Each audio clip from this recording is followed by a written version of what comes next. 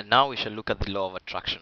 The law of attraction is simply a law, well, it's an explanation of a concept that says that whatever you think about comes about, whatever you feel comes about, whatever you ask for is given unto you by life. You know, seek and you shall find it, knock and it shall be opened unto you, ask and it is given. Um, or, you know, like another way of saying that belief works wonders, faith works, gives you miracles. So, this is the non-physical side of creating your life, and I think it's important that you spend about some time on it because life is not just about the physical; it's also about the non-physical. And a lot of times, well, at least in my experience, and from people that I've talked to, they find that the non-physical actually precedes the physical. In other words, if you want something in life, you first create it in mind and in thought and in your feelings, then you act upon that. So you know there is some action, but the first step is thought and feeling, and then action, and then you get the result. So it's important to understand the non-physical side of it. This non-physical side of it is what I'd like to refer to here as the law of attraction. The law of attraction simply um, is an attempt to explain how thought and emotion come about to create the life that we wish to lead. So first step is to explore and see, what is it. Um, well, if we were to look at a definition, and this definition comes from the Wikipedia Encyclopedia. I just thought it would be nice to use that one. But it states that people experience the corresponding manifestations of their predominant thoughts, feelings, words, and actions. And so you do have some control, a lot of control over your reality.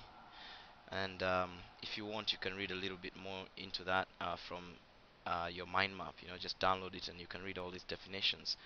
So now let's go into the introduction of the law of attraction. Um, and for the introduction, I'd like us to keep it simple. I'd like us to consider the following. Um, what do you want in life? Do you want a certain lifestyle? Do you want more money, a nice car, luxury, new boyfriend or girlfriend, an athletic body? Um, you know, so that's the part that talks about what you want. Okay, now let's look at why do you want this? Do you want it so that you can have a certain feeling? I find that a lot of people want certain things so that they can have a certain feeling once they get these things. They imagine that, for example, if you have money, you'll have security and freedom. If you have a boyfriend or a girlfriend, you have love and companionship. You know, you want things so that you can have the feeling that follows those things. So let's focus a little bit on the feeling. Yeah. The experience is actually the feeling. In other words, in life you don't experience anything. You feel. Without feeling, there would be no experience. That introduces the law of attraction. Thought and feeling. You want a thing, you're thinking about that, and it's because of the feeling that you want. So the result is a thing, but the result is desired because of a feeling that is desired. Now the law of attraction actually kind of like works backwards. Okay? The first step in getting what you want is to ask. How do you ask and who do you ask it to? Well, you don't have to address this asking to any god or any like a non-physical entity as such. Asking is simply holding the thought and the feeling. And when we talk about the feeling, it is the end result feeling that you wanted. For example, if you wanted more money, it's that feeling of security and freedom and ability to do what you want. So you hold that feeling now, even when you don't have money, and your thoughts are trained.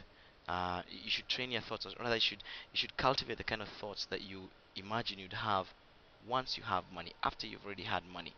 So that is how asking is done. Asking is simply holding the thought and the emotion as it would be once you get what you wanted. Now, I'd like to go into this a little bit more.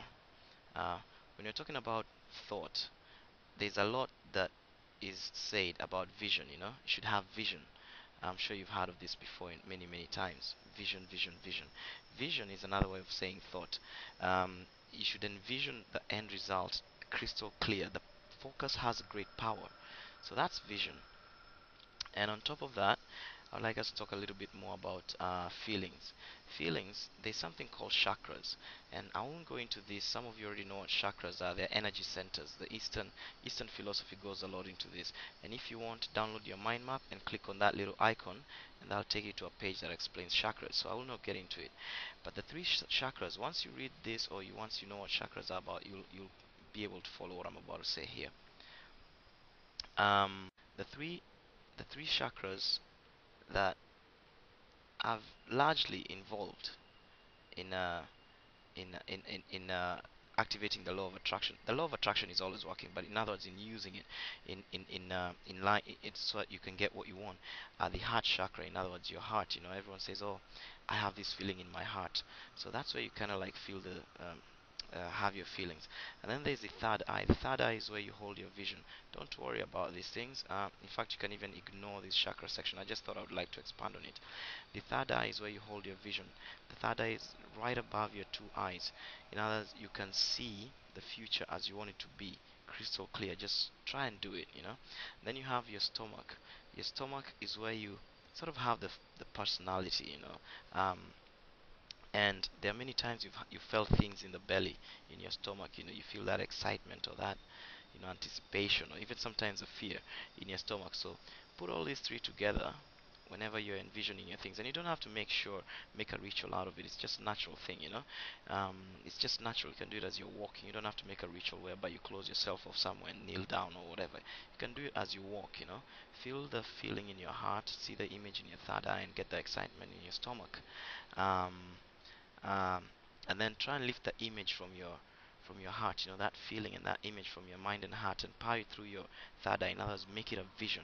Make the feeling into a vision, and then feel it all over your body. Yeah.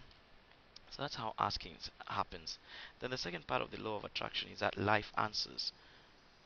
Now let's look at some notes about that. Now, uh, life answers. A lot of people struggle. They think, oh, they have to do everything. Forget about doing everything. Life will do most of the work for you. That doesn't mean that you won't have to do anything. There are things that you will need to do, but not everything. Life will do most of them. Think about this. When you're conceived, at conception, we are all 90% water, right? But now here you are listening to this voice and watching this video. How did you come from being a little drop of water into being a human being? You know, nature has its magic ways, and nature will do this, will perform this same magic for you in everything, you know, in getting your desires to fruition and so on. There's a magic in the universe. Yeah. And I would like you to read this text over here. Just download this mind map at your own time and just read through this text. It's going to help you understand a little bit more about how life answers your desires. But it all happens automatically, and for a lot greater part there's nothing much for you to do. But I don't want to confuse you and tell you that you can just sit on your couch and things appear in your living room. No, there is actions to be taken, and that's in step 3. Step 3 is all about you receiving what life has prepared from you from the desire when you put out your asking in the form of thought and feeling. This receiving is the final step, and this is the one that most people seem to mess up. You must receive. Reception is just like a television channel. There's TV channels being broadcasted all the time, but you have to turn on your TV and tune into the right channel for you to receive it. Now, reception is easy. Again, it involves feelings. Maintain your feelings and match them to how they would feel like were you to have the um, um, uh, the thing that you wanted, your desire come true. So maintain that feeling. Feel how it would feel like if the future had already arrived and you had already got what you wanted. And then secondly, act on inspiration. Action, action, action. Look, up until this point, we've been talking about non-physical things.